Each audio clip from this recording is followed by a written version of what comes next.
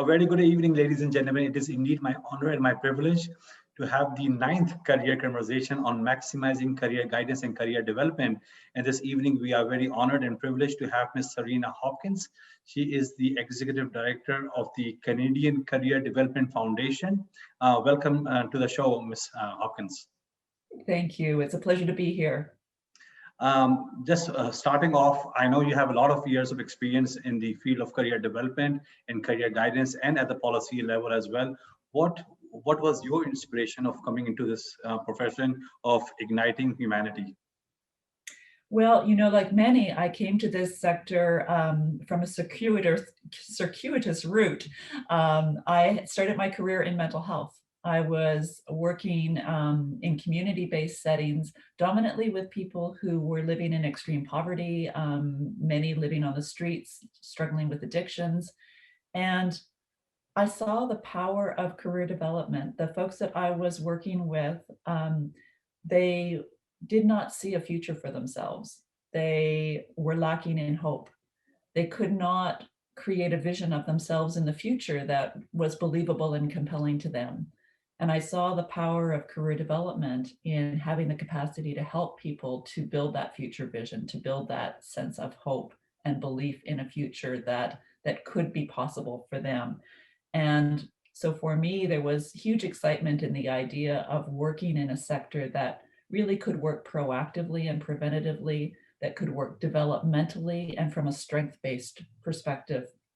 And indeed, sort of full circle, just very recently, we conducted a research study looking at the impact of career and employment services on a range of mental health factors, including resilience, including hope, including that motivation to move forward. And what we were finding in that research are statistically and clinically significant positive changes in folks who participate in career and employment services. So for me, career development is a powerful mechanism to help people to move from places of where they do not feel hope to a place where they do feel hope. And with that comes the fuel to act and to move and to grow and evolve.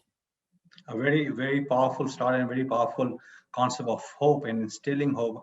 And I know Careers Month is currently being celebrated in the in your region. What advice would you share with career practitioners, career scholars, and career service professionals, as you often say, to be superheroes in their respective regions and in their respective countries to amplify the profession? Well, yes. So yes, happy Canada Career Month to you and to all the listeners. For me, I think that there are many things that we can do, but I would say three things that if our sector did this, not just during Canada Career Month, but all year, we could be elevating our profession. First is, I think, to get really clear on our scope. At least in my part of the world, often career development professionals work in multi-service settings where there's a whole range of human services being provided, and career development may be one of those. And in that way, we often get lost. We are not always clearly and distinctly visible as a sector.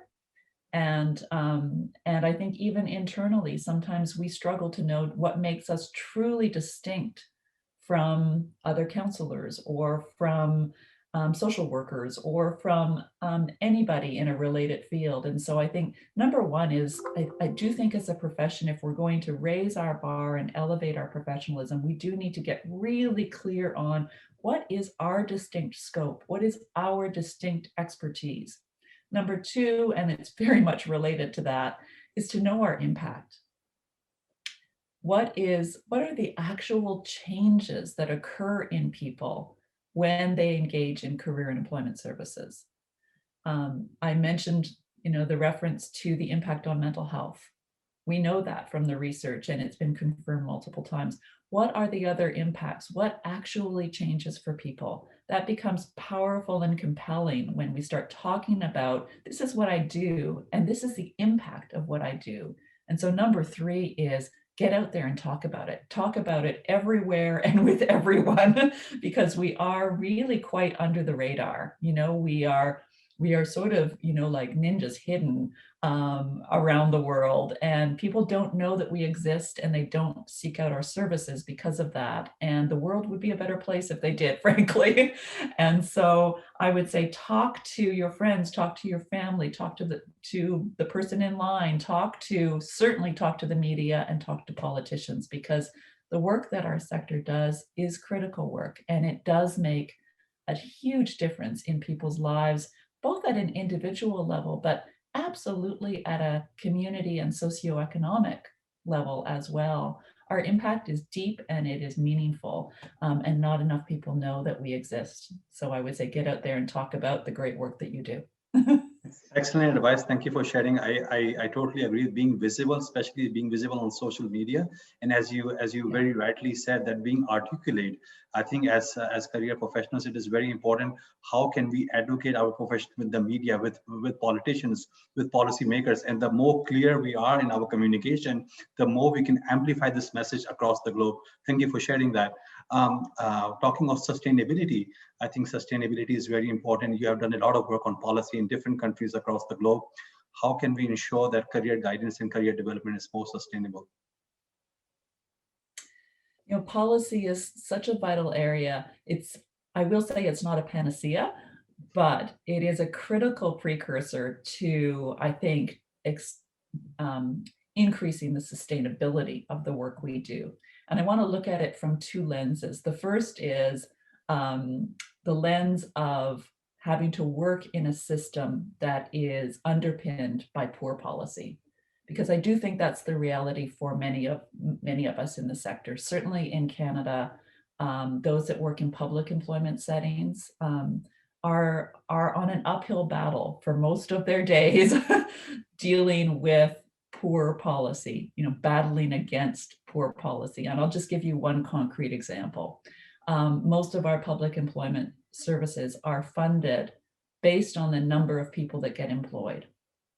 And as you can imagine, that creates enormous pressure to, at all costs, get people quickly into jobs.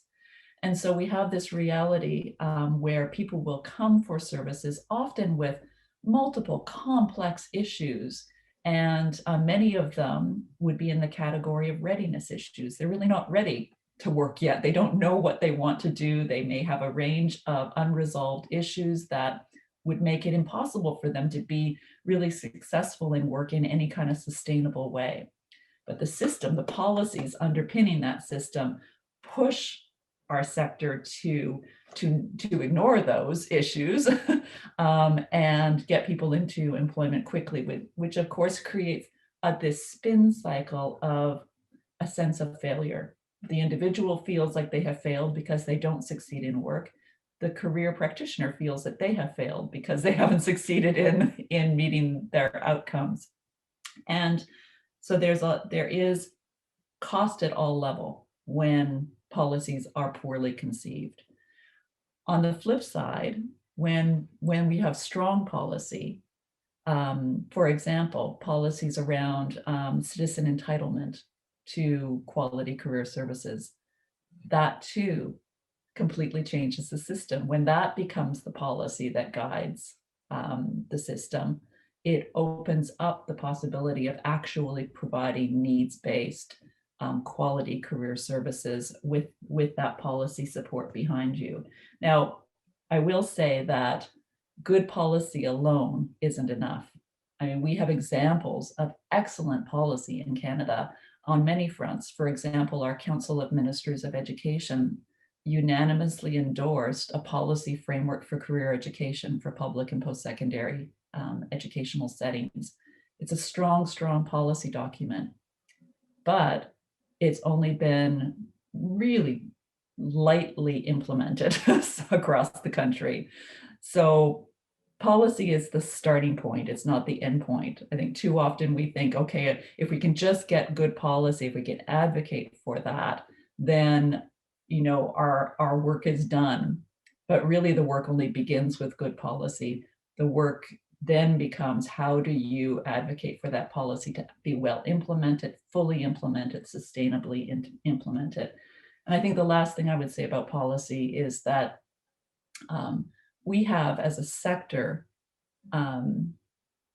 such an important role when it comes to policy, because policy that is created in a vacuum, without evidence, and without the wisdom of frontline service providers cannot be good policy. Policy must be informed by what our sector's research tells us, and must be informed by what those that work on the front lines and see the reality are face to face with the pain points that exist in people's lives. That those two points, the research and the frontline wisdom, must inform policy if it's going to be good policy. Very valuable insights, and not just focusing on policy per se, but having a very integrated policy that involves all stakeholders, and most importantly, the power of execution. I think as a society, we talk a lot about policies, and just having the policies in the respective files per se, that will not work, but that's the prerequisite, and actually having a robust team to actually execute that. Going towards the wisdom of Mr. Anthony Mann at the OECD, and he shared before this COVID-19 that this is the most important time for career guidance. And I think this he said before COVID-19, and I think now the significance of our profession has actually rapidly increased. Can you share your perspective on that? Yes, it was, it was at the last International Symposium on Career Development and Public Policy that Anthony Mann talked about how career guidance has never been more critically important in human history. And he did post on social media not too long ago, sort of a post-COVID addendum to that, where he described it, now as being truly irresistible, that the case was irresistible for career development. And it logically makes sense when you think about it. Career development is purpose-built to help people through complex, unpredictable, difficult transitions. If there has ever been a time where people around the world literally are facing complex transitions that they could never have predicted, it is now. Our theories, our approaches, our interventions are all geared to helping people with this kind of transition. And we have so much to draw on and so much to contribute to a post-COVID world, to a current COVID world, and ultimately to a post-COVID world. When you think of some of the tenets of career development, building self-awareness in a world that feels very unstable and quite scary at times, our own sense of self and what's most meaningful to us and the values that we hold and the strengths that we hold become the thread that keeps the fabric of our life stable. It's a critical underpinning. That sense, the labor market awareness that our field helps people to build, that is a moving target. And to have the expertise from our field to help people to make sense of what's happening, to help people to know how to work effectively with labor market information in a world that is changing so rapidly. The work that we do around helping people surround themselves with circles of allies so that they are not alone, even in a time of isolation.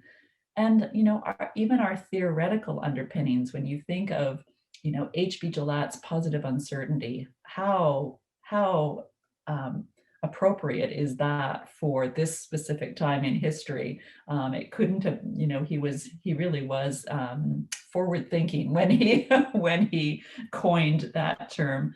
And on a very practical level, our field helps people to build the skills and the strengths and the strategies that they need to navigate in this changing world. And so I really do believe that if our countries and if our world as a whole is going to move from disruption to recovery, career development is going to be at the core of that transition from disruption to recovery. Thank you. Thank you for sharing for those very powerful words that as career professionals, we are the prerequisite for recovery across the globe. Thank you. Your closing thoughts, your closing words of wisdom for our listeners and for the career professionals that are listening to you.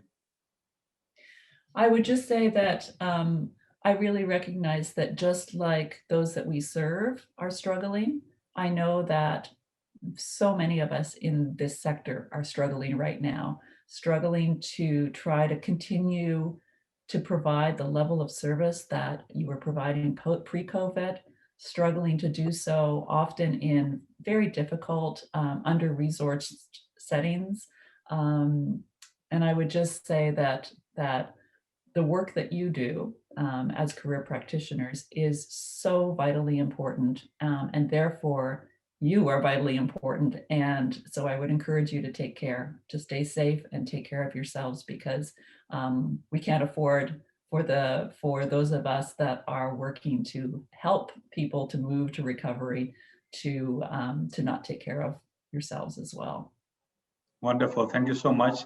I think it's very important that when you are helping people, you put the oxygen mask first. That's a very a common phrase, metaphor. So on those words of wisdom, I hope you enjoyed this inspirational insights by Ms. Sareena Hopkins, who is the Executive Director of the Canadian Career Development Foundation. Thank you very much for listening. Till our next episode, stay safe and stay blessed. Bye.